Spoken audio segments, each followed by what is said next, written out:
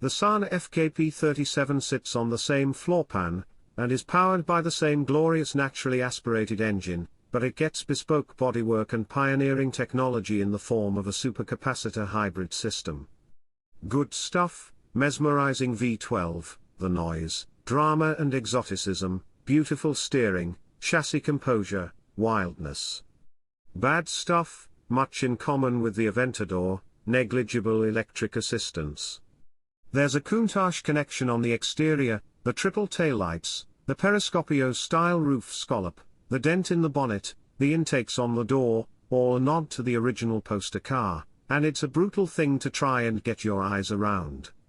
Those headlights in particular, lifted from the Terzo Millennio concept, but also a nod to the next-gen face of Lamborghini, add an extraterrestrial quality to the front end.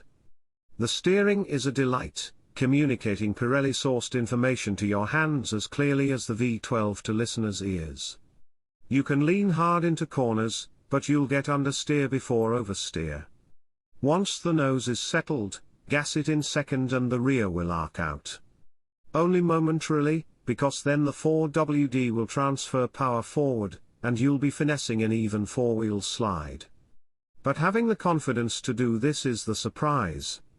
Body control, chassis rigidity, weight management, the Sián is tightened together through every corner.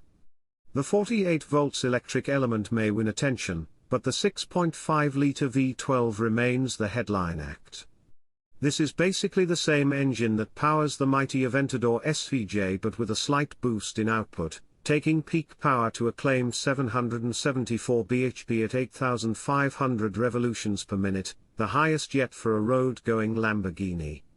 The supercapacitor plays only a supporting role to this, but it's an important one. It can add up to 33 bhp at up to 81 miles per hour through an electric motor integrated into the gearbox. Unlike its plug-in hybrid rival, the Ferrari SF90 Stradale, the Sián can't run under electric power alone, but its supercapacitor is much more powerful than a conventional battery would be. Lamborghini says that the bulkhead-mounted power pack and motor collectively add just 34 kilograms of weight, with the system's 600 peak flow rates allowing it to add instant effort. The design of the Siáns is jaw-slackening, looking like a virtual rendering come to life. The combination of width and wedginess pays obvious homage to Marcello Gandini's Countach of 1974, as do details such as the louvered engine cover.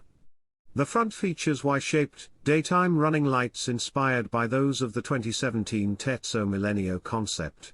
The rear is dominated by the huge rear track and size of the vast, 335 profile P0 tires, these overhanging the aerodynamic elements positioned above them and flanking an enormous diffuser. A powered rear wing hides away at low speeds.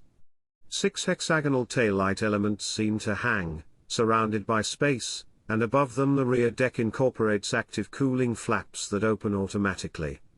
Not that the Sián needs a glamorous background to feel special.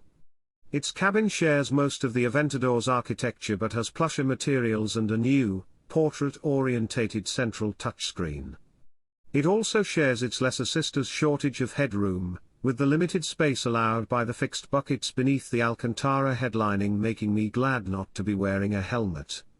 The Sián starts rolling less snappily than the Aventador does, its electric motor helping smooth out clutch engagement, but once it's moving, the cabin is always noisy and filled with buzzy vibrations. Performance is predictably huge. Slight electrical help can be detected in higher gears and at lower revs, but giving the V12 its head removes any sense of the motor assisting.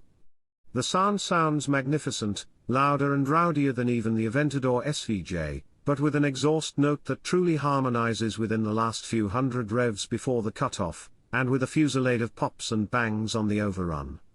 Millbrook's few opportunities for higher speeds suited the Sián far better, with its light steering delivering increased feedback as loads increased.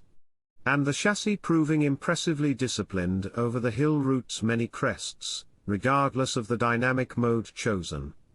Dynamically, the Sián feels like a rawer car than the Aventador, but, on the admittedly limited basis of this first impression, not a better one, certainly when compared with the impressively focused SVJ. Yet that's not really the point of what is effectively a motor show concept brought to life, and as a visceral experience, almost nothing else gets close. The Sián's price is ridiculous, its styling outrageous and its underpinnings are pensionable by supercar standards, yet its appeal is unarguable. Dear friends, thank you all for subscribing, thank you for supporting me, love you.